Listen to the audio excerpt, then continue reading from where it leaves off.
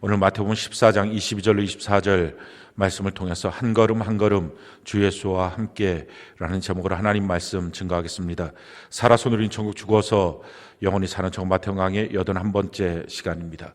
우리 인생을 바라보는 시각이 크게 두 가지가 있습니다. 한 가지 시각은 우리 인생은 산을 올라가는 등산과 같다, 이렇게 보는 것입니다.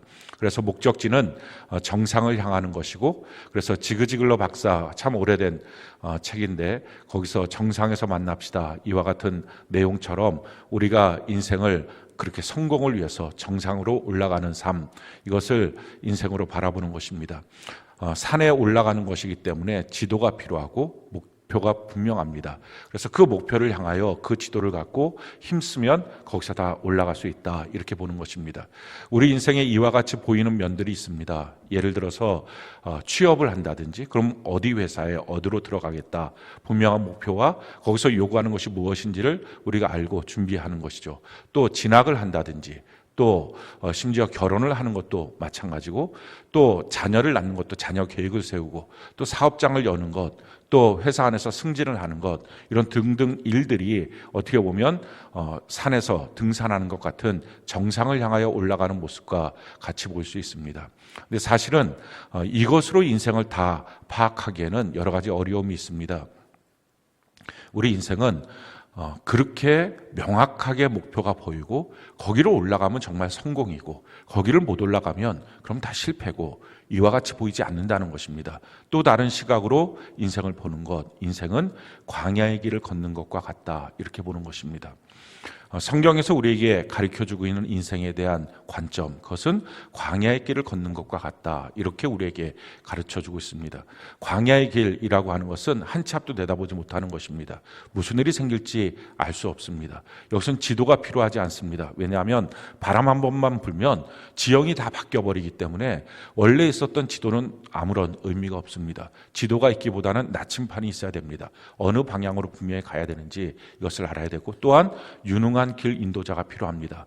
예를 들어서 아까 그 직장에 취직하는 것, 이것이 꼭 정상으로 올라가는 그런 산을 등산하는 것처럼 보인다면, 그렇게 취직하고 난 다음에 직장 생활 전체는 무슨 일이 생길지 모르는 것입니다. 하루하루가 어떤 일이 생길지 알 수 없는 삶을 살아가는 광야를 걷는 것과 같은, 한 치 앞도 내다보지 못하는 그런 인생길이라는 것입니다.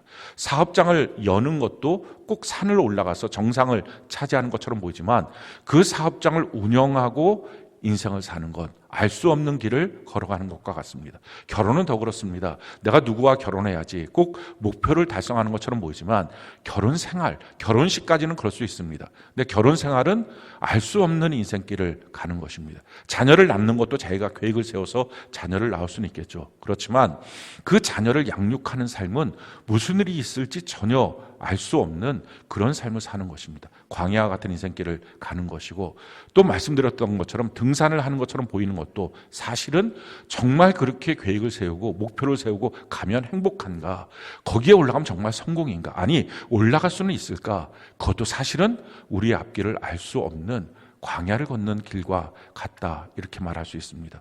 우리 인생 전체는 사실은 우리가 알 수 없는 길을 가는 것입니다. 하루하루 무슨 일이 있을지, 우리 가정에 어떤 사건이 생길지, 우리 자녀에게 어떤 일이 생길지, 또 이 나라 이민족 가운데 어떤 일이 생길지, 전혀 예기치 못한 일들이 우리의 인생을 송두리째 바꿔버릴 수도 있습니다. 이런 인생길을 우리가 살아갈 때 어떻게 살아가야 될 것인가? 분명한 목표가 있어야 되겠죠. 그것은 단지 지금 앞에 있는 이것을 어떻게 해결하느냐, 이와 같은 지도의 모습이 아니라 나침판입니다. 방향이 어디로 갈 것이냐, 그리고 모르는 인생길을 내가 안다라고 그렇게 자신하면서 사는 것처럼 무모한 게 없습니다. 유능한 길 인도자를 만나야 합니다. 성경에 보면 애굽에서 나와서 가나안 땅까지 들어가는 이 생활이 광야 생활이었고, 거기에 있는 모세와 함께 있었던 그 모습을 광야 교회라고 사도행전 7장은 말합니다. 우리가 교회 생활한다고 말합니다. 교회 생활은 왜 필요합니까? 광야와 같은 인생길에서 우리가 알 수 없는 그 인생을 어떻게 살아야 될 것인지, 어디로 가야 될 것인지, 방향은 무엇인지, 어느 길을 움직여서 갈 것인지, 그것을 가르쳐주고 그렇게 가도록 만들어주는 것, 이게 바로 광야교회 그 당시에 있었던 모습입니다. 어느 길을 가고 있는지 우리가 모르고 있다면, 또 이 길에서는 우리가 무엇을 해야 되는지 그걸 모르고 있다면 그럼 우리의 인생 전체는 우리가 이해할 수 없기 때문에 그래서 원망과 불평이 끊임없이 나오는 것입니다. 예수 믿는데 왜 성경이 말한 대로 범사에 감사가 없을까? 왜 예수 믿는데 내 삶에 이렇게 기쁨과 하나님이 주시는 천국의 이 영원한 즐거움이 왜 없을까? 이유는 내가 걷는 길이 무엇인지에 대한 이해가 없기 때문에 그렇습니다. 성경에 보면 이스라엘 백성들이 광야길을 걸을 때 민수기 16장에 모세를 향하여 대적했던 사람들이 등장합니다. 그 대적했던 사람들은 결국은 광야길에서 멸망을 받고 산채로 스올에 빠진 땅이 갈라져서 지옥에 들어가는 그런 불행한 인생이 되고 말았습니다. 근데 그들이 주장했던 내용이 바로 이런 거예요. 민수기 16장 13절 14절 우리가 저만한 목소리 한번 읽어볼까요? 시작.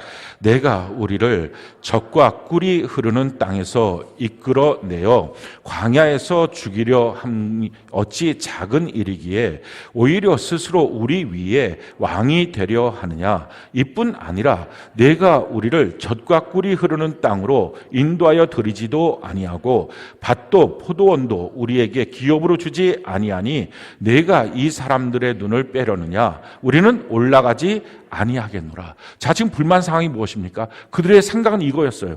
애굽 땅이 젖과 꿀이 흐르는 땅이라는 거예요. 거기서부터 우리를 건져내었다는 것입니다. 거기서 끌어내서 이 박토와 같은 광야에서 우리를 살게 했다. 이것이 첫 번째 원망입니다. 우리가 지금 어디로 가야 되는지, 영원한 천국 가나안 땅으로 가는 것이 하나님의 그들을 향한 목적지인데 그것을 전혀 모르고 방향 감각을 없는 것입니다. 그리고 광야에서 지금 그들의 인도함을 받을 때 이렇게 말합니다. 밭도 포도원도 우리에게 기업으로 주지 않았다. 광야는 지금 통과하는 길인데 거기에서 밭도 있고 포도원도 있고 이렇게 경작하는 삶, 이것이 내 삶에 필요한데 이것도 없다. 어떻게 사느냐라고 지금 원망하는 것입니다. 어쩌면 우리의 모습이 이럴 수 있습니다. 우리의 삶에 대해서 방향 감각을 잃어버리면 내가 지금 천국을 향하여 가고 있다. 이걸 잃어버리면 교회 생활 왜 하는지, 신앙생활 왜 하는지, 왜 내가 이렇게 큐티를 해야 되고 일기를 써야 되고 셀로 모여야 되고 왜 이런 일들을 지금 내가 하고 있는지, 이 일을 통해서 나에게 하나님이 원하시는 게 뭔지 전혀 모릅니다. 모르니까 억압이라고 생각하고 힘들다고 생각하고 왜 구태여 이렇게까지 하면서 신앙생활 해야 되느냐, 이런 식으로 원망과 불평이 나옵니다. 또 그 안에서 사는 삶의 모습이 지금 여기서 내가 밭도 포도원도 이것 주시는 게 하나님의 목적이다 라고 생각하니, 내가 영원한 천국에 가는 게 목적인데 여기서 무엇인가를 얻는 것이 목적이라고 생각하니 왜 내가 원하는 대로 주지 않느냐, 이게 다 원망 불평이 되는 것입니다. 우리 인생은 삼생입니다. 어머니 뱃속에서 일생을 살았죠. 10달 동안. 사지백체 이목구비 거기서 만드는 것입니다. 사지백체 이목구비는 어머니 뱃속에서 전혀 필요가 없는 것입니다. 근데 그걸 만들어야만 지금 우리가 살고 있는 이 두 번째 삶, 이생의 삶을 살아갈 수 있습니다. 그리고 이 두 번째 삶, 이생의 삶을 사는 이유와 목적은 영원한 천국을 가기 위해서입니다. 일생의 목적은 육체를 만드는 것이고 이생의 목적은 영혼을 만드는 것입니다.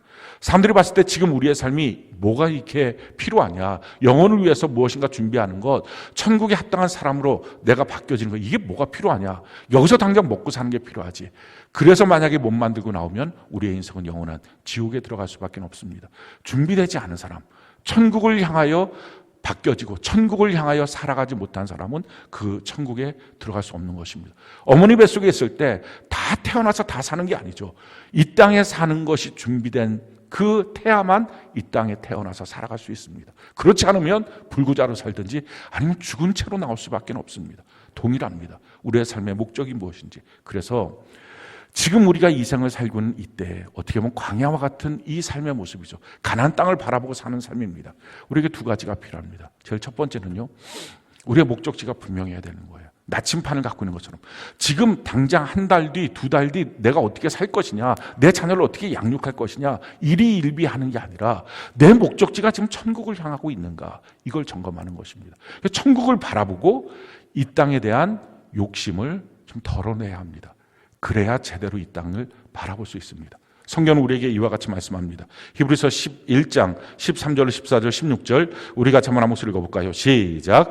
이 사람들은 다 믿음을 따라 죽었으며 약속을 받지 못하였으되 그것들을 멀리서 보고 환영하며 또 땅에서는 외국인과 나그네임을 증언하였으니 그들이 이같이 말하는 것은 자기들이 본향 찾는 자임을 나타내미라. 그들이 이제는 더 나은 본향을 사모하니 곧 하늘에 있는 것이라. 이러므로 하나님이 그들의 하나님이라 일컬음 받으심을 부끄러워하지 아니하시고 그들을 위하여 한 성을 예비하셨느니라. 지금 이 땅을 살아갈 때 외국인처럼 나그네처럼 여기에 너무 많은 미련을 두지 말고 여기에서 뭔가 내가 포도원 밭도 있어야 된다 이런 생각 버리고 영원한 천국을 위해서 내가 지금 오늘도 준비되고 있는지 이와 같이 살아가는 삶의 모습을 보고 주님께서 내가 이들을 부끄러워하지 않는다, 내가 이들을 정말 자랑스럽게 여기는 온전한 그리스도인이다 라고 말하는 것입니다.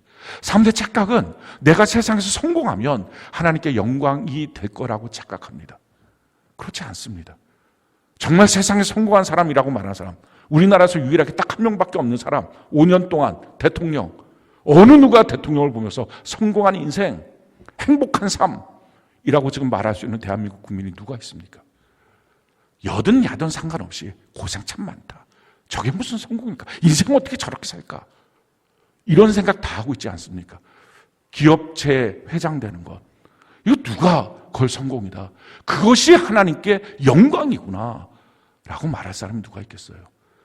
정말 그건 하나님께 영광이 아니에요. 주님이 우리에게 말씀하신 것처럼 내가 천국을 위해서 오늘 하루하루를 준비해가는 삶, 내가 그들을 부끄러워하지 않을 거야. 그들이 정말 자랑스러운 나의 자녀들이야. 그래서 목적지가 분명한 것, 나침판을 갖고 있는 것, 천국 방향으로 나의 인생의 궤도가 정해져 있는 사람, 이렇게 우리가 이 광야 같은 이 세상을 사는 것입니다. 그럴 때 길을 잃어버리지 않습니다. 내가 어느 회사 들어가는지, 무엇을 하든지, 어느 누구를 만나는지, 이것보다 더 중요한 것은 오늘 나의 목적지가 천국인지, 이것이 중요합니다. 두 번째 필요한 것은요, 유능한 길의 인도자가 필요합니다. 우리가 모르니까 그 모르는 것, 어느 누구가 여기서 나는 내일 무슨 삶이 있어요, 모레 무슨 삶이 있어요, 명확해, 확실해요 라고 말할 수 있는 사람이 누가 있겠어요? 당장 오늘 오후에 어떤 일이 생길지 우리가 다 모르잖아요. 그러니까 유능한 길의 인도자가 필요합니다. 이스라엘 백성들이 그 광야길을 걸을 때 그들이 어떻게 걸었습니까? 그들이 알아서 상의해서 우리가 회의해서 결정하고 이렇게 걷자, 그렇게 안 했습니다. 그들은 다 모여도 길을 모르는 사람들이었어요. 길 아시는 분 하나님밖에 없으니까 하나님이 우리가 잘 아는 것처럼 구름기둥 불기둥으로 인도하셨습니다. 그리고 하나님의 종 모세를 통해서 어떻게 가라 어느 때는 말씀하셨습니다. 성경은 이것을 우리에게 이렇게 말씀하십니다. 민수기 9장 15절로 17절 23절 우리가 한번 한번 읽어볼까요? 시작. 성막을 세운 날에 구름이 성막 곧 증거의 성막을 덮었고 저녁이 되면 성막 위에 불 모양 같은 것이 나타나서 아침까지 이르렀으되 항상 그러하여 낮에는 구름이 그것을 덮었고 밤이면 불 모양이 있었는데 구름이 성막에서 떠오르는 날에는 이스라엘 자손이 곧 행진하였고 구름이 머무는 곳에 이스라엘 자손이 진을 쳤으니 곧 그들이 여호와의 명령을 따라 진을 치고 여호와의 명령을 따라 행진하고 또 모세를 통하여 이르신 여호와의 명령을 따라 여호와의 직임을 지켰더라. 이렇게 하나님의 인도를 막 유능한 하나님, 우리의 인생길을 다 아시는 그분의 명령을 따라 인생을 살아가는 것. 그럴 때 광야의 길이 나고 사막의 강이 나고 그래서 200만 명이 목마르지 않고 물을 먹을 수 있고 만나 메추라기가 내려지고 불뱀이 왔을 때 그 불뱀을 막아주시고 이런 또 도전이 왔을 때 그 도전을 이기게 하시는 그런 하나님의 보호하심과 역사가 있었다 하는 것입니다. 우리 인생 이렇게 사는 것입니다. 오늘 본문 말씀 같이 한번 볼까요? 22절부터 24절까지 우리 같이 한번 한 목소리 한번 읽어봅시다. 시작.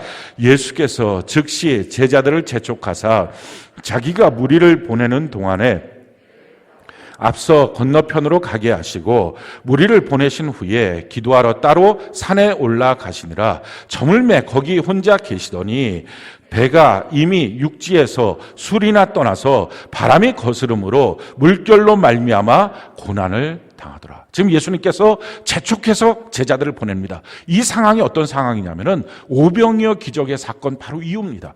그 직후에 제자들을 보냅니다. 왜 재촉해서 보냈느냐? 이유는 분위기 자체가 지금 그들이 들뜨게 된 분위기입니다. 으쓱으쓱하게 된 분위기입니다. 왜냐하면 지금 백성들이 이렇게 반응을 합니다. 요한복음 6장 14절로 15절 우리 같이 한번 한 목소리 읽어볼까요? 시작.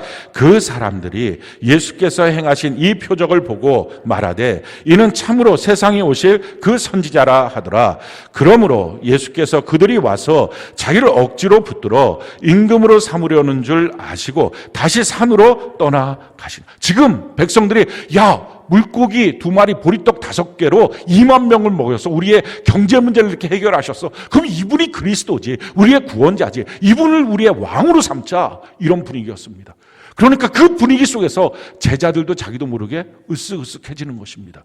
예수님 따라오느라고 배도 버리고 그물도 버렸는데 이제야 내가 행복한 삶이 되겠구나, 고생 끝 행복이겠구나, 주님이 왕이 되시면 우리는 다 그 높은 신하가 되겠구나, 이런 마음에 들떠있는데 들떠있는 제자들 향해서 예수님이 그들이 오염되면 안 되니까, 그 길이 아니니까, 그렇게 정상에 올라가는, 산 정상에 올라가는 성공의 목적이 아니니까 그들을 향해서 재촉하여 배를 타고 가도록 보내십니다. 그리고 예수님도 산에 올라가 기도하시고 있습니다. 그러다 밤 4경쯤 되었을 때, 새벽 한 3시에서 4시쯤 됐을 때 풍랑이 일어나서 아주 죽을 고비를 넘기고 있습니다. 그냥 그렇게 왕처럼 보였던 예수님이 여기 본문에 보면 유령처럼 보일 만큼 완전히 바뀌어졌습니다.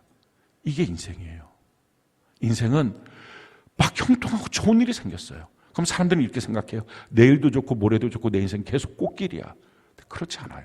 몇 시간 전만 해도 대단하게 환영받고 왕의 신하들처럼 될 것이라고 생각했던 그들이 몇 시간 지나고 난 다음에 완전히 고생길, 죽을 고비를 넘기고 있는 거예요. 또 어떤 사람들은 자기 인생이 지금 너무 고통스러우면 내일도 고통, 모레도 고통, 이렇게 생각하니까 자살하는 거예요. 만약 그 사람이 지금 고통이지만 내일은 반드시 좋은 날이야, 이걸 확실하게 믿는 사람이 자살하겠어요? 계속 이럴 거라고 생각하니까. 사람들은 지금 사는 모습이 앞으로도 그럴 거라고 생각해서 염려하고요, 앞으로도 그럴 거라고 생각해서 자만한 거예요. 근데 성경은 그렇게 말하고 있지 않아요. 성경이 뭐라고 말합니까? 이렇게 말씀해요. 전도서 7장 14절 우리 같이 한번 목소리 읽어볼까요? 시작.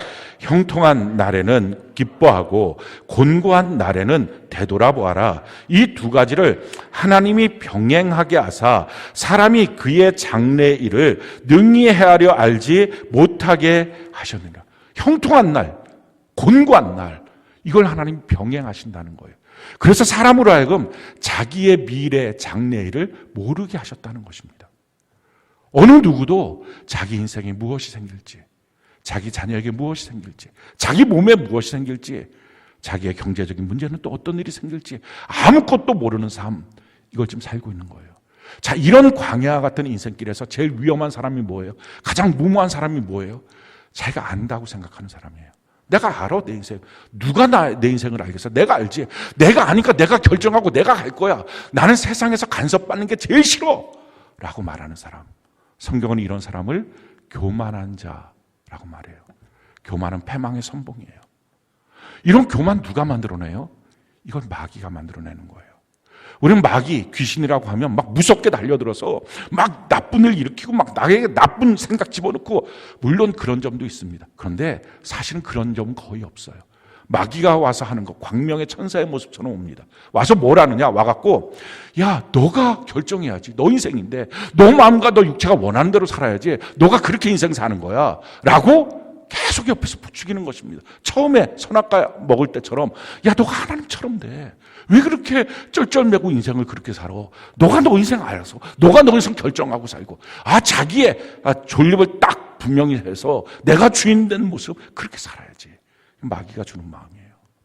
그래서 모르는 인생을 안다라고 착각하게 만들어서 도적질하고 죽이고 멸망시키는 것입니다. 그래서 성경은 우리에게 이와 같이 말씀하는 거예요. 야고보서 4장 6절로 7절 우리 같이 한번 목소리 한번 읽어볼까요? 시작. 그러나 더욱 큰 은혜를 주시나니 그러므로 일렀으되 하나님이 교만한 자를 물리치시고 겸손한 자에게 은혜를 주신다 하였느니라. 그런즉 너희는 하나님께 복종할지어다. 마귀를 대적하라. 그리하면 너희를 피하리라. 겸손한 사람. 자기 인생에 대해서 저는 몰라요. 이렇게 겸손한 사람. 내가 내 인생 안다. 누가 나한테 뭐라고 말하면 왜 이렇게 내 인생에 대해서 간섭하냐. 이게 지금 마귀 생각이 가득 차고 이게 지금 망할 길입니다. 모르는 인생길을 걸어가는 형통과 공고의 날을 병행하시는 하나님 앞에 내 인생에 뭐가 올지 난 모릅니다. 이렇게 인생 사는 거예요. 성경에 우리에게 이렇게 말씀합니다. 예레미야 10장 23절 우리가 한번 한번 읽어볼까요? 시작. 여호와여 내가 알거니와 사람의 길이 자신에게 있지 아니하니 걸음을 지도함이 걷는 자에게 있지 아니하니이다. 내 인생의 길이 내게 있지 않다는 거예요. 내 인생의 길 내가 알아서 나의 인생길을 지도하면서 걸어갈 사람이 없다 하는 것입니다. 우리 단방에 내일 무슨 일이 생길지 누가 알겠어요? 우리 교회 지체 중에 한 분이 지난 명절 동안에 엘리베이터를 가족이 같이 탔는데 느닷없이 지하로 뚝 떨어져갖고 1시간 반 동안 엘리베이터에 갇혀있던 일이 있어요.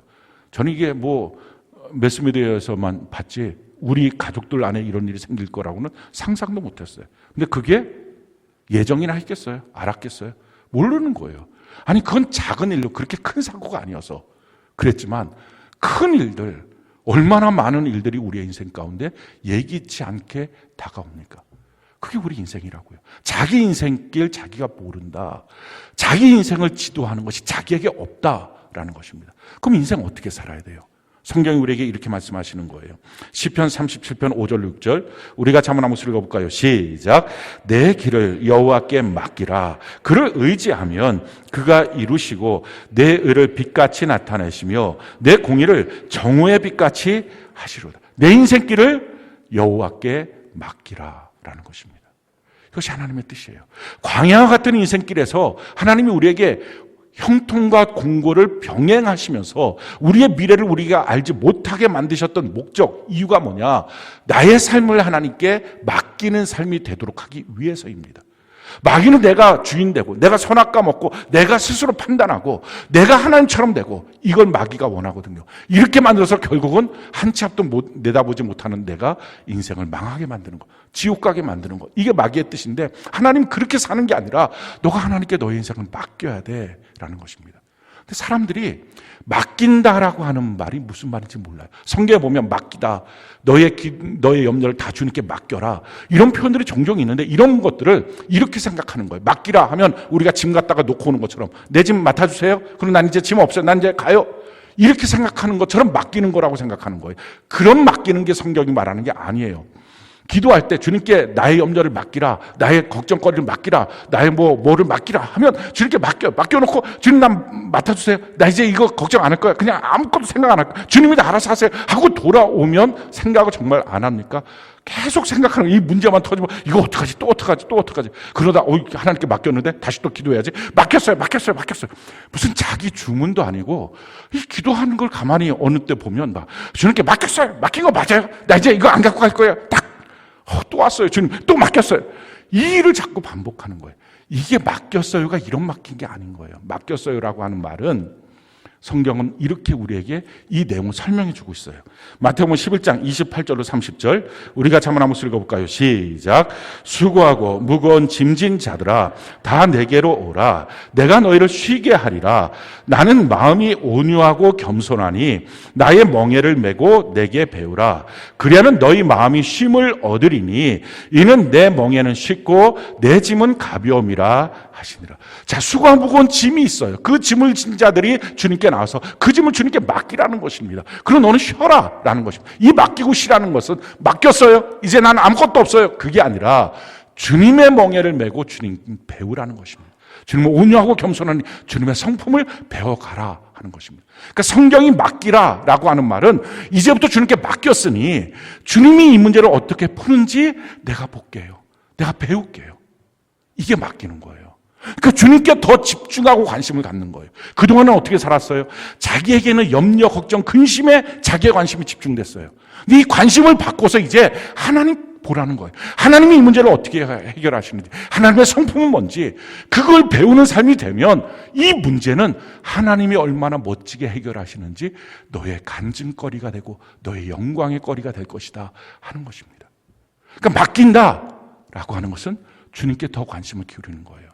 지금 여러분들 직장 생활의 짐을 맡기길 원하십니까? 그럼 직장 생활에 대한 자기의 염려, 걱정, 근심을 주님께 맡겼다는 것은 이제 주님이 어떻게 하시는지, 그래서 주님 바라보는 거예요.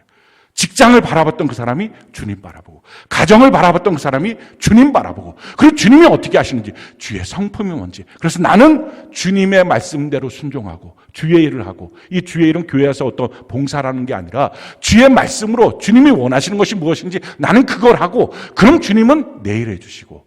이게 축복의 선순환이에요. 내가 주님의 일을 하고 주님은 내 일 해주시고, 이런 삶을 사는 것이 바로 맡기는 것이다 라는 거예요. 우리 인생 주님께 맡기면서 가장 중요한 게 뭐예요? 가장 유능한 내 삶의 인도자를 만나야 돼요. 가장 유능한 내 삶의 인도자, 나의 모든 것을 알고 계시는 분, 그분이 누구십니까? 그분이 바로 성령님이에요. 성경은 우리에게 성령님에 대해서 이렇게 설명하고 있어요. 요한복음 16장 13절, 우리가 같이 한번 읽어볼까요? 시작. 그러나 진리의 성령이 오시면 그가 너희를 모든 진리 가운데로 인도하시리니 그가 스스로 말하지 않고 오직 들은 것을 말하며 장래일을 너희에게 알리시리라. 진리의 성령님이 오시면 그분이 너희의 인생길을, 너희의 장래의 일들을 가르쳐 주실 것이다. 그래서 나의 모든 것을 아시는 성령 하나님, 그분을 따라가는 것입니다. 성경이 우리에게 이렇게 말합니다. 고린도전서 2장 9절로 10절, 우리가 한번 읽어볼까요? 시작. 기록된 바 하나님이 자기를 사랑하는 자들을 위하여 예비하신 모든 것은 눈으로 보지 못하고 귀로 듣지 못하고 사람의 마음으로 생각하지도 못하였다 함과 같으니라. 오직 하나님이 성령으로 이것을 우리에게 보이셨으니 성령은 모든 것 곧 하나님의 깊은 것까지도 통달하시느라. 사람의 눈으로, 귀로, 자기 마음의 생각으로 알 수 없다라는 것입니다. 내 인생 내가 알아서 살 수 없다. 이게 하나님의 결론이에요. 내 인생을 내가 알아서 결정하고, 이건 이렇게 풀어야 돼, 저건 저렇게 풀어야 돼, 내일은 무슨 일이 있을 거야, 1년 후에는 내 인생에 대해서 이런 계획을 세워야지, 내 자녀를 향한 이런 계획을 세워야지. 이거 아니다라는 것입니다. 내 인생 내가 몰라. 근데 어떻게 인생을, 그걸 모르는 인생을 사느냐? 오직 성령을 통해서 우리를 인도하신다라는 거예요. 성령 하나님을 붙들고요, 성령님으로 인도함을 받는 것입니다. 자, 근데 여기서 중요해요. 성령님의 인도를 받는다고 할 때 사람들은 어떤 신비적인 무엇인가를 자꾸 상상해요. 그렇지 않아요. 어떤 관념이나 신비적인 어떤 거, 환상을 통해서나 어떤 음성을 통해서나, 그게 아니라 예수 믿는 것은 실체예요. 정말 실제로 우리의 인생길을 주님이 인도하시는 것을 날마다 경험하면서 사는 거예요. 그럼 주님이, 성령께서 어떻게 인도하십니까? 세 가지로 인도하세요. 제일 첫 번째 인도하시는 방법, 그게 말씀이에요. 성경이 이렇게 말하죠. 아까 읽었던 말씀 다시 한번 읽어보면 요한복음 16장 13절에 보면 그러나 진리의 성령이 오시면 그가 너희를 모든 진리 가운데로 인도하시니 그가 스스로 말하지 않고 오직 들은 것을 말하며, 이미 있는 성경 말씀을 통해서 그 다음에 뭐라고 말해요? 장래를 너희에게 알리시라. 이 말씀을 통하여 우리의 인생의 장래를 하나님이 비춰주신다 하는 거예요. 말씀으로 우리 인도하세요. 그래서 우리 인생길에 인도받기 위해서, 성령의 인도받기 위해서 반드시 필요한 건, 성경을 날마다 읽지 않으면 인도받지 못합니다. 어떤 신비적인 뭐가 아니에요. 어떤 느닷없이 어떤 사건이 아니라 한 걸음 한 걸음 주 예수와 함께 매일 성경 통독 큐티 꼭 해야 되는 이유, 하나님의 말씀을 읽고 그 가운데서 인도하심을 받는 것입니다. 성경은 우리에게 이와 같이 말합니다. 시편 119편 105절, 우리 같이 한번 읽어볼까요? 시작. 주의 말씀은 내 발의 등이요 내 길의 빛이니이다. 그러니까 하나님의 말씀 내 발의 등, 내 길의 빛인데 말씀이 없으면 캄캄한 맹인처럼 사는 거예요. 진짜 모르겠다고 사는 거예요. 우리 인생길 모릅니다. 앞길을 전혀 알지 못해요. 근데 예수님 안에서 성령의 인도하심을 받는 사람은 알면서 갑니다. 그러니까 그가 리더가 되는 거예요. 그가 가정 안에 한 사람이, 그런 사람이 있으면 그 가정을 이끌 수 있는 거예요. 사업장 안에 그런 사람이 한 사람만 있으면 그걸 이끌어 가는 거예요. 요셉처럼. 나라 안에 그런 사람 한 명만 있으면 7년, 풍년, 7년, 흉년, 이 사실 가운데 이끌어 가는 것입니다. 하나님의 백성은 망하지 않는 거예요. 제대로 예수를 믿지 않으니, 이게 실제가 되지 않으니, 목자 되신 예수님, 양인 우리가 따라가는 것, 실질적으로 인도하심을 받는 건데 실제적인 인도를 받지 못하고 다 관념으로, 종교인으로만 있는 것입니다. 하나님의 말씀을 따라 우리가 인도를 받는 거예요. 자, 우리가 날마다 말씀을 큐티하고 또 말씀을 듣잖아요. 그러면 어떤 일들이 생깁니까? 성경은 우리에게 이렇게 말합니다. 시편 19편 7절로 8절 우리가 한번 한번 읽어볼까요? 시작. 여호와의 율법은 완전하여 영혼을 소성시키며 여호와의 증거는 확실하여 우둔한 자를 지혜롭게 하며 여호와의 교훈은 정직하여 마음을 기쁘게 하고 여호와의 계명은 순결하여 눈을 밝게 하시오. 우리의 눈이 밝아지는 거예요. 아마 여러분들 전 큐티 안 해도 제가 가야 될 인생길을 분명히 아는데요. 제가 강단의 말씀 제대로 잘 안 듣고 그냥 한번 듣고 일주일 동안 다 잊어버려도 인생길 제대로 가는데요. 그렇습니다. 그렇게 가는 인생길이 뭐예요? 에베소서 2장 1절로 3절에 보면 허물과 죄로 죽었다. 그 죽었을 때 너희는 세상 풍조를 따라 그 마음과 육체가 원하는 대로 살아가고 있는 거. 명확한 세상 풍조, 명확한 마음과 육체가 원하는 욕심의 길, 그 길로 가니까 본질상 진노의 자녀이고 불순종하는 악한 영들에게 역사하는 영에 사로잡힌 삶이다라는 것입니다. 교회는 나와도 그렇게 살 수 있어요. 그런데 하나님의 말씀을 우리가 집중하고 하나님의 말씀으로 내 인생을 인도하시지, 성령님이 이 말씀을 들어서 내 삶을 이끌어가시, 비치고 등인 그 말씀이 나를 이끌어가시 할 때부터 눈이 열려서 하나님의 인도하심을 받는 제대로 된 삶, 세상의 그런 풍조를 따라가는 게 아니라, 욕심을 따라가는 게 아니라 말씀 따라가는 삶이 된다는 것입니다. 두 번째, 성령 하나님이 인도하시는 것, 성령 교회의 영입니다. 그래서 교회를 통해서 인도하십니다. 성경이 이렇게 말합니다. 에베소 3장 10절 우리가 한번 목소리 읽어볼까요? 시작. 이는 이제 교회로 말미암아 하늘에 있는 통치자들과 권세들에게 하나님의 각종 지혜를 알게 하려 하심이니, 교회를 통하여 각종 지혜를 주신다. 우리 인생에 어떻게 가야 될지 정말 구체적으로 분명하게 우리가 말씀을 통해서 내 인생의 길과 빛을 발견하고 간다고 해도 아직 이것이 정말 이 걸음으로 한 걸음 한 걸음 가는 거야. 이럴 때 모호할 수 있어요. 그 모호한 부분을 명확하게 아주 예리하게 만들어주는 것, 이게 교회예요. 교회 안에서 어떻게 합니까? 셀 공동체 안에서 이걸 다듬어줘요. 성경은 우리에게 이렇게 말합니다. 히브리서 3장 12절로 13절 우리가 한번 읽어볼까요? 시작. 형제들아 너희는 삼가 혹 너희 중에 누가 믿지 아니하는 악한 마음을 품고 살아계신 하나님에게서 떨어질까 조심할 것이요 오직 오늘이라 일컫는 동안에 매일 피차 권면하여 너희 중에 누구든지 죄의 유혹으로 완고하게 되지 않도록 하라. 살아계신 하나님으로부터 떨어지는 인생, 그게 망하는 인생이거든요. 하나님과 딱 붙어서 가야 되는 인생, 이게 복된 인생이거든요. 근데 모르는 거예요. 일에 바쁘고 직장에 바쁘고 삶에 바쁘다 보면 하나님과 자기가 지금 떨어지고 있는데, 틈이 보이는데 모르는 거예요. 그래서 막 쫓아가는 거예요. 그걸 성경은 죄라고 말해요. 인생이 삐뚤어지게 가고 있다는 거예요. 근데 교회 공동체 안에서 셀 나눔하면서 그걸 권면받는 거예요. 그럼 안 될 것 같아요, 형제님. 그렇게 생각하는 건 아니에요, 자매님. 이러면서 권면을 받고 자기의 삶의 모습을 정확하게 또 다듬어 놓는 거예요. 큐티하고 주일 말씀을 통해서 길을 알고, 그러고 나서 셀 공동체 안에서 자기의 삶의 문제들을 같이 나누면서 점검받고, 그러면서 그 권면 안에서 더 예리하게 주 얘기를 아는 것입니다. 뿐만 아니라 권면받을 뿐만 아니라 우리는 어느 때는 격려를 받아야 돼요. 세상살이에서 낙심하고 좌절할 때 있거든요. 힘을 얻어야 돼요. 그냥 그 힘을 어떻게 얻습니까? 성경이 이렇게 말해요. 히브리서 10장 24절 25절 우리가 한번 읽어볼까요? 시작. 서로 돌아보아 사랑과 선행을 격려하며 모이기를 패하는 어떤 사람들의 습관과 같이 하지 말고 오직 권하여 그날이 가까움을 볼수록 더욱 그리하자. 서로 사랑과 선행을 격려하는 것입니다. 죄 지었는데도 불구하고, 타락했는데도 불구하고 괜찮아요. 이건 격려가 아니죠. 진짜 격려는 뭐예요? 그 안에 사랑과 선행이 나올 때마다 그 모습들, 그 장점들을 칭찬해주고 격려해주고, 우리가 어디로 가야 될지. 세상 사람들 마지막이 되면 될수록 모이기를 필요합니다. 모이기를 다 싫어해. 그래갖고 나는 내 인생 내가 살 거야. 내가 알아서 갈 거야. 누군가 와서 나랑 자꾸 겹치고 뭔가 부딪히는 거 싫어해. 그런데 모이기를 패하지 않고 같이 모여서 서로 격려받고 권면받으면서 가는 것, 이게 성령님이 지금 내 인생길을 인도하시는 거예요. 세 번째, 성령님이 내 인생길을 어떻게 인도하십니까? 내 마음에서 인도하세요. 우리 마음에는 주님이 계세요. 예수 믿는 그 순간부터 내 마음에 주님이 계십니다. 그래서 내 마음에 계신 주님이 내 인생길에 대해서 이렇게 하라고 저렇게 하라고 인도해 주십니다. 성경이 우리에게 이렇게 말씀하십니다. 빌립보서 2장 13절로 14절 우리가 한번 읽어볼까요? 시작.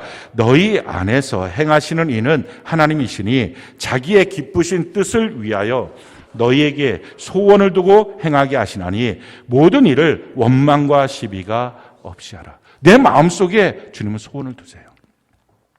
그 소원으로 우리가 걸어가게 하십니다. 천국을 향하여 걸어가게 하시면서 그 과정 속에 하나님 나에게 예비하신 것이 무엇인지, 그 예비하신 놀라운 은혜와 축복과 사랑과 기쁨이 뭔지, 그 즐거움이 뭔지, 하나님 내게 주신 복이 뭔지, 이걸 내 마음의 소원을 두시고 그 소원으로 그것을 찾아갈 수 있도록 하시는 것입니다. 근데 우리가 주의해야 될 것은요, 내 마음에 성령 하나님만 소원을 주시는 게 아니라 마귀가 죄악의 소원도 주는 거예요. 내 마음의 생각 속에, 가룟 유다의 생각 속에 예수팔 생각도 집어넣는 거예요. 이게 마귀예요. 그러니까 우리가 분별이 필요해요. 내 마음에 들어온 생각이 다 하나님이 주시는 생각, 내 마음에 들어온 생각이 다 주님이 내게 주시는 아주 축복의 생각, 그건 위험합니다. 분별을 어떻게 하느냐? 생각이 들어올 때 내 안에서 나타나는 현상이 있어요. 그걸로 분별하라는 것입니다. 성경 우리에게 이렇게 말해요. 야고보서 3장 13절로 18절 우리 같이 한번 읽어볼까요? 시작. 너희 중에 지혜와 총명이 있는 자가 누구냐? 그는 선행으로 말미암아 지혜의 온유함으로 그 행함을 보일지니라. 그러나 너희 마음속에 독한 시기와 다툼이 있으면 자랑하지 말라. 진리를 거슬러 거짓말하지 말라. 이러한 지혜는 위로부터 내려온 것이 아니요 땅 위의 것이요 정욕의 것이요 귀신의 것이니 시기와 다툼이 있는 곳에는 혼란과 모든 악한 일이 있음이라. 오직 위로부터 난 지혜는 첫째 성결하고 다음에 화평하고 관용하고 양순하며 긍휼과 선한 열매가 가득하고 편견과 거짓이 없나니 화평하게 하는 자들은 화평으로 심어 의의 열매를 거두느니라. 내게 어떤 생각이 들어왔을 때 그 생각과 함께 내 마음속에서 시기와 다툼이 같이 움직이면 그건 마귀가 준 거예요. 그 생각이 아무리 그럴듯하게 기가 막히게 내 삶에 필요한 것처럼 보여도 송두리째 버려야 돼요. 하나님이 주시는 생각, 하나님 주시는 소망은요, 성결하고 화평하고 관용하고 양순하고 긍휼, 선한 열매, 그런 것들이 있고 편견과 거짓이 없는 마음 속에서 생깁니다. 그래서 그걸 분별해야 되는데요, 중요한 것은 우리 앞에 어떤 문제가 딱 터지면 그게 잘 생각만큼 분별이 안 되는 거예요. 마음에 조급함이 있거든요. 이 기회 놓쳐버리면 안 될 것 같은 생각이 들거든요. 그래서 그 조급함 때문에 성급하게 조급하게 잘못된 것들을 성큼 잡는 거예요. 그래서 평상시에 내 마음을 단련해야 돼요. 주님이 마음껏 내 마음에 비전을 주시고 그 마음대로 살 수 있도록 내 마음을 만들어 가야 돼요. 성경은 우리에게 이와 같이 말씀하십니다. 잠언 17장 3절 우리 같이 한번 한 목소리 한번 읽어볼까요? 시작. 도가니는 은을 풀무는 금을 연단하거니와 여호와는 마음을 연단하시니. 우리 하나님은 우리 마음을 연단하세요. 근데 하나님이 우리 마음을 어떻게 연단하십니까? 이걸 잘 단련해야만 내 마음에 계신 주님의 음성을 우리가 듣고 그 말씀대로 천국을 향하여 가는데, 이게 잘못되면 이 자기 안에 있는 이 가는 길에 대한 이 반응이 잘못되면 엉뚱한 길로 가는 거예요. 아브라함과 같이 나왔던 조카 롯, 결국은 소돔과 고모라 땅 보면서 야, 이게 애굽 땅과 같고 이게 여호와의 동산 같고 이게 뭔가 작동이 잘못된 거예요. 그들이 죄인인 거 알면서도 그냥 멀찍이 살면 되지 이런 생각 갖고 내 편의대로 살고 있지만 결국은 소돔까지 들어가서 완전히 패가 망신하고 가문이 멸족된 거예요. 거기로부터 나온 자손 암몬과 모압인데 영원히 여호와의 회중에 들지 못하는 이 지옥스러운 그런 하나님의 처분을 받게 된 것. 길이 잘못돼서 자기가 가는 길에 대한 마음의 생각이 지금 잘못되니까 그런 일들이 생기는 거예요. 이게 마음 연단을 받지 못하니까. 그래서 마음 연단을 잘 받아야 돼요. 마음 훈련이 필요해요. 그래야 하나님의 뜻을 따라서 그 뜻이 무엇인지 분별이 돼서 갈 수 있어요. 근데 하나님이 우리 마음을 어떻게 훈련하십니까? 연단하십니까? 하나님이 우리 마음을 연단하시는 길이 있어요. 방법이 있어요. 이렇게 연단하세요. 잠언 27장 21절 우리가 한번 목소리 한번 읽어볼까요? 시작. 도가니로 은을, 풀무로 금을, 칭찬으로 사람을 단련하시네요. 하나님 칭찬으로 단련하세요. 이 말에 대해서 사람들이 오해를 합니다. 아, 그러니까 하나님은 칭찬하시는구나. 너 잘했어, 너 잘했어, 너 잘했어. 그래서 하나님의 마음을 품게 하기 위해서는 계속 칭찬해 줘야 돼. 계속 격려해 줘야 돼. 그래서 우리 자녀한테도 뭐라고 말하면 안 돼. 계속 칭찬해 줘야 돼. 우리 배우자한테도 계속 칭찬해 줘야 돼. 이렇게 생각합니다. 그게 아니에요. 하나님 이렇게 칭찬으로 단련한다는 말의 뜻은 이런 것입니다. 사무엘상 18장 6절로 7절 우리가 한번 목소리 한번 읽어볼까요? 시작. 무리가 돌아올 때 곧 다윗이 블레셋 사람을 죽이고 돌아올 때에 여인들이 이스라엘 모든 성읍에서 나와서 노래하며 춤추며 소구와 경세를 가지고 왕 사울을 환영하는데 여인들이 뛰놀며 노래하여 이르되 사울이 죽인 자는 천천히요 다윗은 만만이로다 하니라. 지금 환영하고 있어요. 사울왕을. 전쟁에 승리한 것을 환영하고 있어요. 이 환영하는 내용이 뭐예요? 지금 칭찬하는 거예요. 뭐라고 칭찬해요? 사울은 천천. 근데 다윗은 만만. 그 사울의 입장은 지금 사울을 영접하러 나온 건데 칭찬을 하는 것이 사울은 천천, 다윗은 만만. 그러니까 이게 뭔가 마음이 좀 깨름직하게 생기는 것입니다. 이런 게 하나님이 칭찬으로 연단하시는 거예요. 칭찬은 고래도 춤추게 한다. 그러니까 칭찬만이 이런 말이 아니라 어느 순간 무대의 중앙에 누구를 세웠다가 그리고 어느 순간에 그를 무대의 코너로 몰고 다른 사람을 중앙으로 세워요. 그랬을 때 그의 마음에 지금 뭐가 있는지 그 마음에 있는 불순물들을 빼내게 하는 것. 이게 하나님의 마음을 연단하시는 방법이에요. 지금 사울 향해서 막 박수 쳤어요. 근데 지금 그렇게 사울 향해서 박수 쳤던 그 백성들이 어떻게 합니까? 사울을 코너에 놓고 그래도 천천히야 너는 코너에 놓고 그러고 나서 지금 느닷없이 다윗을 중앙에 올려서 만만이에요. 그 사람을 높여주기 시작하는 거예요. 그래서 마음이 어떠냐는 거예요. 우리 마음에 있는 불순물들. 근데 사울은요 이 마음에 연단하는 것을 실패했어요. 그래서 귀신 들린 거예요. 성경이 이렇게 말합니다. 사무엘상 18장 8절로 9절 우리가 한번 읽어볼까요? 시작. 사울이 그 말에 불쾌하여 심히 노하여 이르되 다윗에게는 만만을 돌리고 내게는 천천만 돌리니 그가 더 얻을 것이 나라 말고 무엇이냐 하고 그날 후로 사울이 다윗을 주목하였더라. 지금 자기 마음에 일어나는 마음이 뭐였어요? 시기와 다툼. 이게 지금 악한 영이 임하는 악한 지혜가 임하는 증거인데 그 마음을 처리를 못하고 그 마음을 자기가 그냥 품어버린 거예요. 그 마음을 품게 되니까 그 다음에 어떤 일이 생깁니까? 사무엘상 18장 10절로 11절 우리가 한번 목소리 한번 읽어볼까요? 시작. 그 이튿날 하나님께서 부리시는 악령이 사울에게 힘있게 내림에 그가 집안 사람에게에서 정신없이 떠들어대므로 다윗이 평일과 같이 손으로 수금을 타는데 그때 사울의 손에 창이 있는지라 그가 스스로 이르기를 내가 다윗을 벽에 박으리라 하고 사울이 그 창을 던졌으나 다윗이 그의 앞에서 2번 피하였더라. 지금 어떻게 했어요? 강력한 귀신이 오니까 그 다음부터 하는 증상이 뭐예요? 온갖 떠들어대기 시작해요. 여러분들이 속상해지면 뭔가 불쾌해지면 내가 뭔가 받아야 될 대접을 못 받았다고 생각하면 여기저기 사람 만나고 어떻게 저럴 수 있니? 어떻게 그럴 수 있니? 저 사람이 나한테 어떻게 저럴 수 있어? 그렇게 계속 하루 종일 떠들어대는 거예요. 지금 이게 귀신 장난이고 귀신 든 거예요. 일단 말이 많은 것 자체가 위험한 거예요.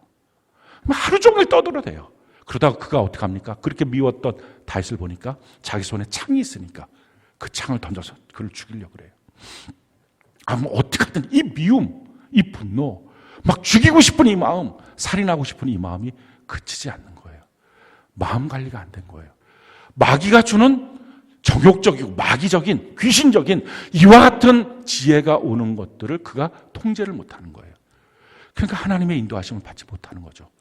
그 세상 살면서 이렇게 분노가 많고 자기 분노가 억제가 안 되고 자기의 시기하는 마음이 억제가 안 되고 미운 사람이 끝까지 믿고 그 눈이 바뀌지 않고 이게 지금 잘못 가는 인생길이에요. 혹시 여러분들이 그런 인생을 살고 있으면 이걸 바꿔야 돼요. 바꿔야만 성령이 마음으로 인도하시는 길을 볼 수 있어요. 근데 다윗은요 무대 중앙에 섰어요. 근데 그 마음이 주님 앞에 단련되는 거예요. 코너로 간 사람만 마음이 단련이 아니라 중앙에 선 사람도 마음이 단련되는 거죠. 내가 이렇게 중앙에 섰지만 느닷없이 하나님 내가 뭐라고 자기를 자만하고 자랑하지 않아요. 내 인생 주님 없으면 안 돼요. 겸손한 거예요. 그 겸손한 태도가 뭐냐? 무엇으로 증명됐느냐? 사울이 창을 던졌어요. 그럼 늙은 사울이 던진 창보다 이 젊은 다윗이 그 창을 피할 만큼 아주 날렵한 사람이거든요. 그렇게 무예도 잘하는 사람이에요. 근데 피할 정도가 되면 그 창 뽑아서 사울왕한테 다시 던지면 사울은 한 번에 죽는 거죠. 창이 날아가서. 근데 두 번이나 던질 때 피할 만큼 다시 던지지 않아요. 지금 그게 마음이 단련됐다는 표시예요. 주님, 내가 뭐라고요?